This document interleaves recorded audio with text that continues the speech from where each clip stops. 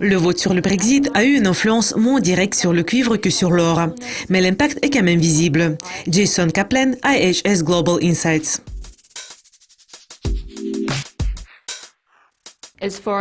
Les investissements étrangers directs sont-ils importants pour soutenir l'industrie du cuivre? Bon, 6% des actions de l'entreprise Palbora, par exemple, sont négociées sur la bourse. Je pense que c'est plutôt le cas de Palbora. Mais je voudrais aborder cette question des deux côtés. Tout d'abord, il faut comprendre si la production de cuivre est rentable aux niveaux actuels, ou il faut chercher le financement sur les marchés des actions ou les marchés de la dette. Et deuxièmement, il faut comprendre si ce n'est qu'un impact de l'affaiblissement général du marché des matières premières, quand les entreprises vendent certains de leurs actifs moins rentables afin de soutenir les actifs qui pourraient apporter plus de profit à l'avenir.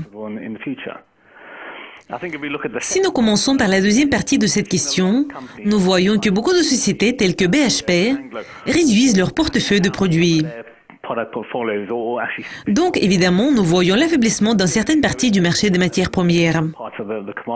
En ce qui concerne la productivité du cuivre, il faut dire que la production est toujours rentable, même dans le contexte des prix actuels.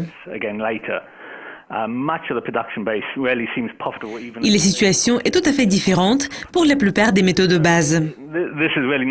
Si nous prenons le cas du nickel, ses prix sont actuellement inférieurs au coût de production et les marges bénéficiaires d'exploitation sont négatives.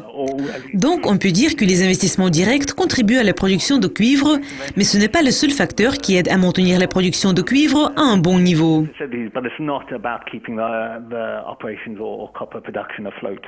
Goldman Sachs a déclaré en mars que les prix du cuivre et de l'aluminium allaient reculer de 20% l'année prochaine. Pourriez-vous expliquer pourquoi et comment cela pourrait influencer le marché? Ces prévisions sont liées à l'affaiblissement des fondamentaux. Et en fait, les actifs ne sont pas dans une situation aussi mauvaise que certains analystes la décrivent.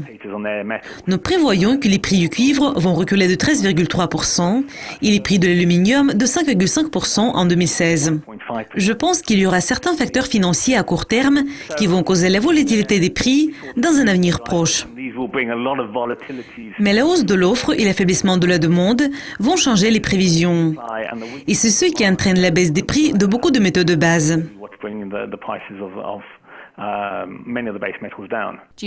Pensez-vous qu'on observe une anxiété particulière sur le marché en raison du référendum sur le Brexit? Et quelle influence cela a eu sur le marché du cuivre? Nous attendons toujours de voir les effets du référendum qui a provoqué beaucoup d'incertitudes avant le vote et continue à renforcer l'incertitude sur les marchés financiers et les marchés industriels. Sur le plan financier, le vote a eu une influence moins directe sur le cuivre que sur l'or, qui est considéré comme une valeur refuge qui protège contre la volatilité. Mais l'incertitude liée au référendum lors duquel le Royaume-Uni devait décider quitter ou pas l'Union européenne a provoqué beaucoup de spéculations et en conséquence, nous voyons la volatilité des prix. En ce qui concerne le marché industriel, les effets du référendum sont moins importants mais quand même visibles. Je peux dire que plusieurs constructeurs, surtout au Royaume-Uni, sont très préoccupés par l'impact de la décision de quitter l'Union européenne. Et ils ont peur que cela puisse influencer la demande des consommateurs. Compte tenu du fait que 40% du cuivre sont utilisés dans la construction et 12% sont réservés aux consommateurs et à l'utilisation générale, toute incertitude va influencer la demande de cuivre au Royaume-Uni et dans le monde entier. Et c'est ce que nous observons dans le secteur de la construction de la Chine, où la croissance est très faible depuis 18-24 mois. Merci beaucoup à Jason Kaplan de IHS Global Insights. Cela conclut notre interview. Je m'appelle Lucie Pelfrimen. Restez à l'écoute de Lucascopy TV. Au revoir.